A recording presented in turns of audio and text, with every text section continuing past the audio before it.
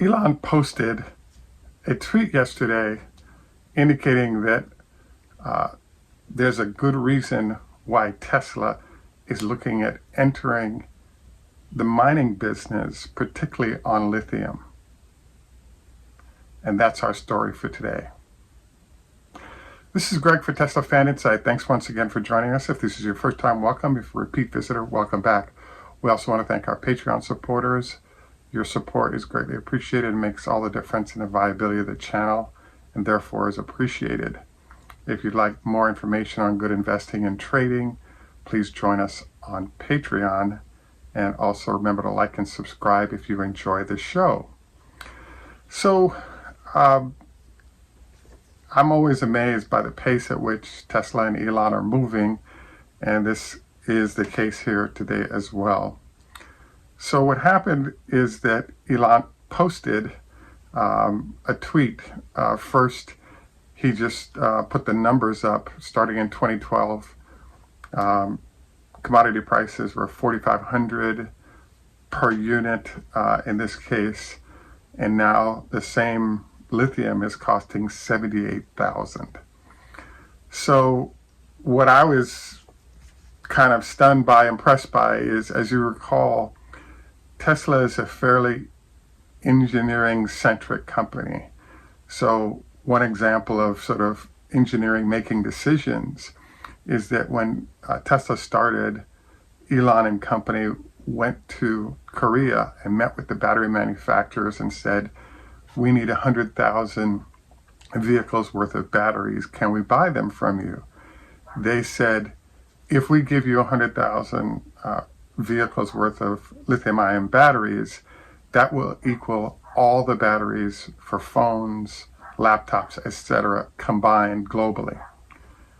Therefore, it was concluded that they couldn't buy the batteries they needed, hence why the Gigafactory had to be built to create the lithium-ion batteries that were necessary. So in this case, when you look at the elevating prices of lithium and how that's affecting everybody's costs, including Tesla, it's a complete no-brainer that Tesla actually needs to get into the mining business. So the question then is, the only question is, how are they going to do it? And the other question is, like, should you even bother doing it? When you look at the prices, the answer is absolutely yes.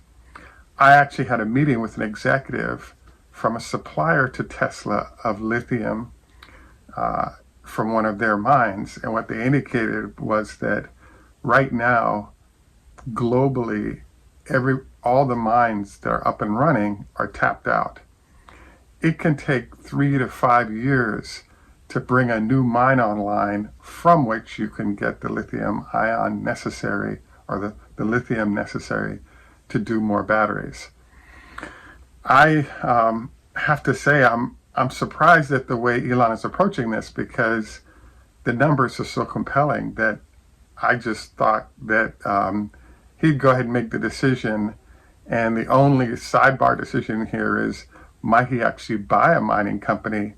Because while those companies have pre-existing agreements to deliver a product to their current customer book, which is completely sold out right now, might they be willing to take the penalty and cancel those contracts? That's a possibility. Another possibility is the speed with which those companies can start moving into mining new spaces anticipatory of where Tesla's headed. I have to say that I'm very, very surprised at any kind of foot dragging here. One, because of how rapidly prices are increasing. Two, the increasing demand. There's a lot of discussion about the fact that there are as many as 50 new models of electric vehicles coming on over the next year and a half. And while the models can do prototypes, we're starting to see the impact of the shortage of both semiconductors and batteries impacting people like Rivian and Lucid. So this also brings up an interesting question, which is, if you're facing the possibility of doing business with Tesla, where they're doing, call it 2 or 3 million vehicles a year, or the possibility of working with a smaller manufacturer where they're only doing 50 to 100,000 vehicles a year, and it's not clear that company will stay in business should you do business with Tesla or with these second-tier firms that are not as big. And so I really think that the shakeout for electric vehicles could start way earlier than everyone anticipated for that reason. Now, I'm also surprised for another reason as to Elon's even discussing this before it's a done deal. And that is, wait a second, if you look at, there's a company called Syrah Resources, Syrah. Now, Syrah is a very interesting firm because one of their focus is graphite, which is a component of the batteries. And after Elon and company signed a 4-year deal, the stock price of Syrah jumped by 30% in one day. So obviously the company is well run, knows what they're doing. That's why they were selected by Tesla. But you also have the issue of wherever Tesla goes in its supply chain process, other manufacturers have to follow, and you could see accelerating sort of demand from those entities. So I was secondarily surprised by any delay by Tesla, because Tesla is facing some huge mountains. Namely, by 2025, they're supposed to produce and sell 10 million vehicles. So if it takes 3 to 5 years to get that plant or the new mine set up and open, I believe that a few days here or there, a few months here or there, could affect the back end of how Tesla's production is actually going to work. This also brings up an interesting question, because if you look at the acceleration of lithium prices, those numbers kind of look like what's been happening with Bitcoin. So I'm kind of stunned, because in the case of Bitcoin, everyone's thrilled about it, and there's not actually a finished good that you're getting. In the case of lithium, you're actually investing something where there's actually a finished product. So I actually think that there are some folks that might want to consider doing some things in owning mining companies, possibly getting involved in futures or options related to the price of lithium ion. So I just think that when you see these kind of numbers and you see the onslaught of large numbers of manufacturers that have to move into the space, I just think that it's a no-brainer that this is a choke point for the industry, and the largest players like Tesla that can commit large amounts of capital, years in advance, end up with an economies of scale competitive advantage that makes life miserable. This whole interlude with Tesla and what's going to happen with lithium ion is fascinating also, because if you watch the increases of Tesla's prices on vehicles of late, anytime we've seen movement in oil prices, we've actually seen a bumping up of the price of Tesla vehicles. We've also started seeing increasing prices even when oil prices are not increasing. And then this brings up the question of what's happening with other commodities that are part of Tesla's manufacturing process, particularly lithium, and especially if you see it move in this fashion. Another question mark that this brings up is the whole discussion of the $25,000 vehicle.